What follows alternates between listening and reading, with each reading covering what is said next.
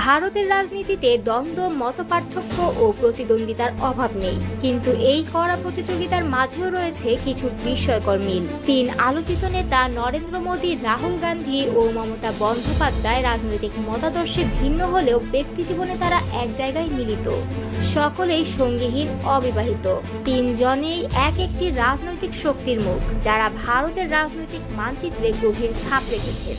কিন্তু একটা প্রশ্ন অনেকের মনেই ঘুরে, কেন তারা বিয়ে করেননি? কেবল রাজনীতির জন্য আত্মনিয়োগ, নাকি এর পেছনে লুকিয়ে আছে অন্য কোনো গল্প? প্রধানমন্ত্রী নরেন্দ্র মোদী কৈশোরেই আরএসএস এর আদর্শে দীক্ষিত হন। যৌবনে একবার বিবাহ হলেও জনসেবার পথে তিনি এতটাই নিবেদিত ছিলেন যে সংসার জীবন থেকে নিজেকে গুটিয়ে নেন। তিনি বিশ্বাস করেন জাতির সেবা তার ব্রত। অন্যদিকে মমতা বন্দ্যোপাধ্যায় তৃণমূল নেত্রী ও বাংলার মুখ্যমন্ত্রী। রাজনৈতিক জীবন তার কাছে এক নিরবিচ্ছিন্ন সংগ্রাম। কখনো বিয়ে করেননি। বলেন, আমার প্রথম ও একমাত্র ভালোবাসা বাংলার মানুষ। তার মতে সত্যিকারের জনসেবা করতে হলে ব্যক্তিজীবনে অনেক কিছু ছাড়তে হয়। রাহুল গান্ধী কংগ্রেসের অন্যতম মুখ, রাজনীতির চাপে থাকা একজন ব্যক্তি মানুষ। একাধিকবার জানিয়েছেন ব্যক্তিগত সম্পর্কের চেয়ে বড় হয়ে উঠেছে দেশের প্রতি তার দায়িত্ববোধ।